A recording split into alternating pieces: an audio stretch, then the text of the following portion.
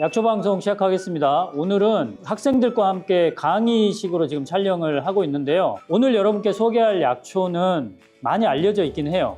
근데 이 약초가 구체적으로 어떤 효능이 있는지를 우리 머릿속에 담는 게 오늘 이 시간의 목표입니다. 오늘 약초가 우리나라뿐만 아니고 특히 이제 서양, 유럽, 특히 독일에서도 많이 사용되고 있는 약초인데, 이 약초에 함유되어 있는 렉틴이라는 성분이 면역 증강 효과가 있는 것으로 이미 밝혀져 있어요. 근데 이 성분은 암세포를 죽이는 효능이 있다라는 거죠. 그러니까 암세포가 자살한다 이런 표현을 쓰는데, 이 암세포 자살을 유도하는 그런 성분 중에 하나입니다. 근데 우리나라에 있는 이 약초, 그러니까 유럽에도 있고요. 저는 유럽을 한 번도 못 가봤어요. 근데 유럽에서는 그냥 가면은 길가에 많이 있다고 하더라고요. 근데 우리나라에 있는 이 약초에서 분리된 렉틴2라는 성분은요, 정상세포에도 영향을 주지 않고 암세포에만 특이적으로 작용을 해서 세포 자살을 유도한다고 합니다. 그래서 우리나라에 있는 이 약초, 우리 방송에서 지난번에 이거를 양식하시는 분, 재배하시는 분을 소개한 적이 있는데, 경기도 가평이었나요, 피디님? 수동. 남양주 수동에서 이거 재배하시는 분을 촬영한 적이 있거든요. 대단하신 것 같아요.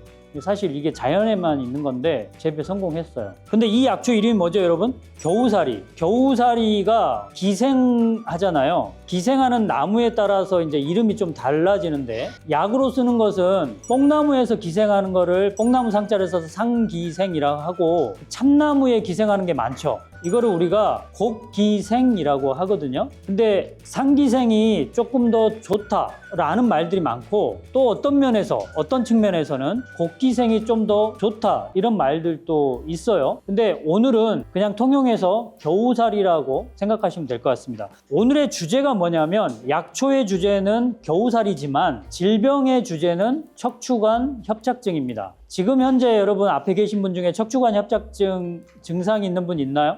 있어요? 네 하신 분은 늙었다는 뜻입니다. 왜 그러냐면 척추관 협착증은 노화가 기반이 되어 있는 질병이에요. 젊은 사람들에게 잘 나타나지는 않죠. 나이가 들면 들수록 나타나는 질병이고, 특히나 우리가 살다 보면은 고생 많이 하시는 분들이 빨리 늙잖아요. 얼굴만 봐도 빨리 늙죠. 그러면은 척추관 협착증이라고 했을 때 사실은 척추관이라는 게 신경이 지나가는 관을 뜻하는데요. 이게 빨리 늙을 수 있는 조건을 가지고 있는 사람들이 있어요. 어떤 사람들일까요? 이 척추관이라는 게 신경이 지나가는 길이라고 그랬잖아요. 이게 좁아지는 병이에요. 그럼 좁아지려면 뭔가가 그 주변에 있는 조직이 두꺼워져야 돼. 그럼 어떤 사람한테 이렇게 두꺼워지는 현상이 나타날까? 비만. 비만도 요인이 될 수 있죠. 척추에 과도한 힘이 가해지는 그런 삶을 사는 사람들 생각을 해보세요. 노동자들일 수 있죠. 방금 저기 뒤에 척추관 협착증 증상이 있다고 하신 분 일어나 주세요. 다시 한번. 저분이 노동자처럼 보이시나요?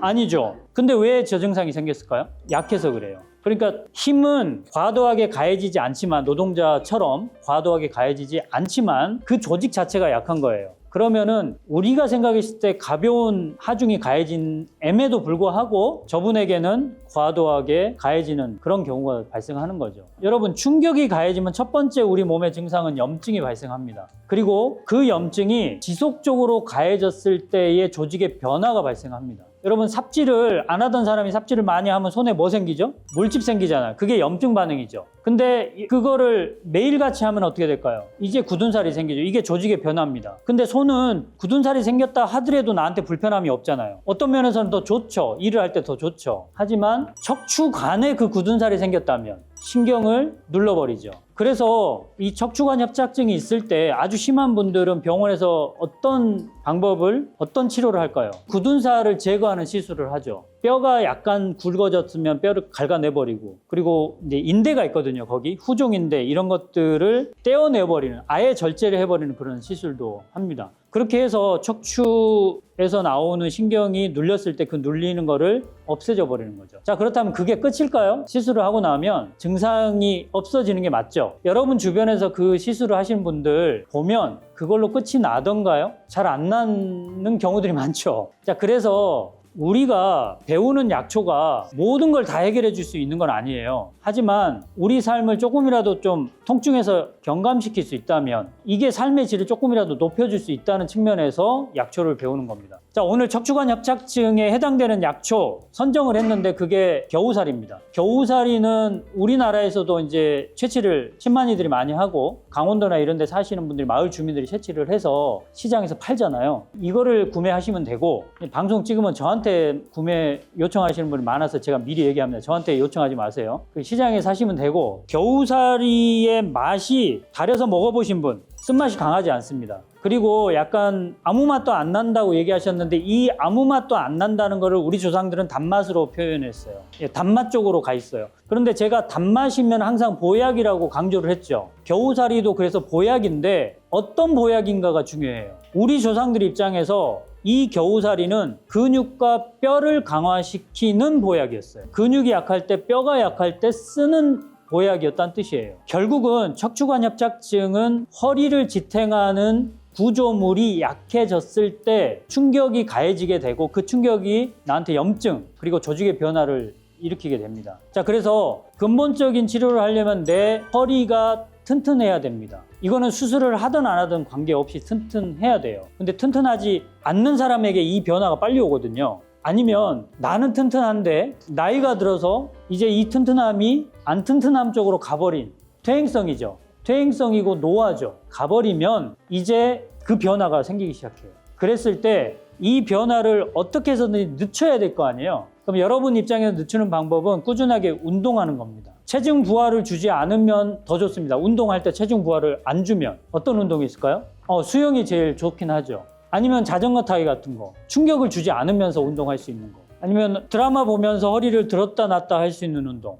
결론은 허리에 충격을 가하지 않으면서 허리를 강화시키는 운동을 하시면서, 문제는 여러분들은 이미 늙었기 때문에 그 운동을 하시는 것만으로는 조금 부족한 면이 있어요. 그래서 약초를 소개하는 거예요. 그러니까 그 부족함을 채워줄 수 있는 약초가 뭐예요? 겨우살이에요. 물론 겨우살이 외에도 다른 것도 있는데 오늘은 이제 주제가 겨우살이니까, 척추관 협착증이 있는 분들은 증상이 조금 시작됐다 하면은 그때부터 겨우살이를 꾸준하게 드시는 거예요. 겨우살이를 드시면서 운동을 겸해 주시는 거죠. 겨우살이의 효능을 보면 척추관 협착증이 있을 때 뭘 더하라고 했냐면 도인 그리고 단삼을 넣으라는 말이 있어요. 복숭아 씨앗이 도인인데요. 도인은 원래 전문가들은 혈액순환제로 분류해서 사용합니다. 근데 이 도인이 혈액순환제인데 생식기 쪽, 하체, 이런 쪽에 좀 더 집중이 돼 있고 안쪽에 혈액순환을 시키는 쪽에 집중이 좀 돼 있긴 해요. 그리고 여러분 단삼이라는 약초는 아시죠? 단삼은 그야말로 혈액순환제죠. 근데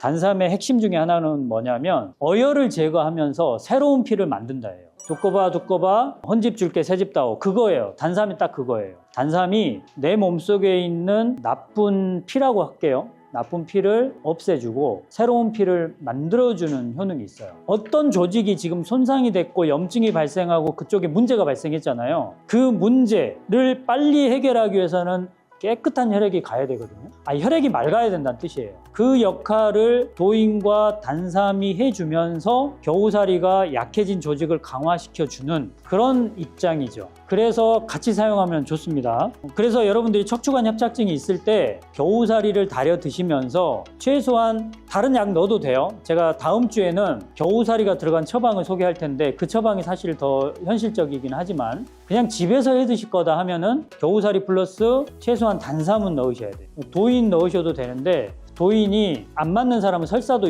할 수 있거든요. 그러니까 약간 나는 좀 안전하게 먹고 싶다 하시면 겨우살이 플러스 단삼, 이 두 가지는 크게 불편한 증상을 나타내지 않을 거니까. 겨우살이 1회 복용량을 8에서 12g으로 설정을 했어요. 근데 이거는 이제 전문가들 입장에서 안전 용량이고 여러분들이 두 가지 약재만 넣을 거잖아요. 그러면 최대치로 넣으셔도 돼요. 무슨 뜻이냐면 약재 가지수가 많아지면 많아질수록 각각의 용량은 줄여야 돼요. 왜 그러냐면 이게 많은 양이 들어가면 내 간에서 또 대사를 해야 되기 때문에 10가지가 들어가는데 최소치로 넣어버리면 부담이 돼요. 근데 두 가지만 넣을 거잖아요. 그러면 최대치로 넣어도 된다는 뜻이에요. 12g, 그리고 단삼도 10g 내외로 넣으셔도 큰 문제가 없습니다. 이렇게 드시면 맛이 일단 좋아요. 맛이 나쁘지 않아요. 단삼도 맛이 아주 쓰지 않기 때문에 여기다가 꿀이나 대추나 생강이나 감초 이런 거 넣으셔서 맛있는 차로 드신다면 여러분들 척추관 협착증 증상을 개선하는데 조금이라도 도움이 된다고 봅니다. 자, 오늘 유익하셨죠? 다음 시간에는 이 겨우살이가 들어간 처방을 소개하도록 하겠습니다. 조 교수님 감사합니다. 잠시 광고 나가겠습니다. 저는 조 교수님과 같이 우리 학생들을 가르치고 있는 경희사이버대학교 한방건강관리학과 김범정 학과장입니다. 저희 학과는 일반인들이 한방을 배울 수 있는 우리나라에서 아주 유일한 전문적인 걸 배우는 곳이고, 저희 학과에서는 한약초, 약선, 명상 이 세 가지 모두를 배울 수 있는 곳입니다. 그래서 저희 학과는 4년제 대학이기 때문에 여러분이 여기를 졸업해서 대학원도 더 진학할 수 있고 또 관련된 여러 다양한 전공을 할 수 있고요. 저희 학생분들은 평균 연령이 50대 후반으로서 20대부터 80대까지 전 세계 많은 학우님들이 계시고 현재 학생분도 거의 500여 명이 있습니다. 한방에 관심 있고 내 건강 챙기시면서 오래오래 사시길 원하시는 분들은 지금 모집 중이니 관심 있는 분들 많은 연락 바랍니다.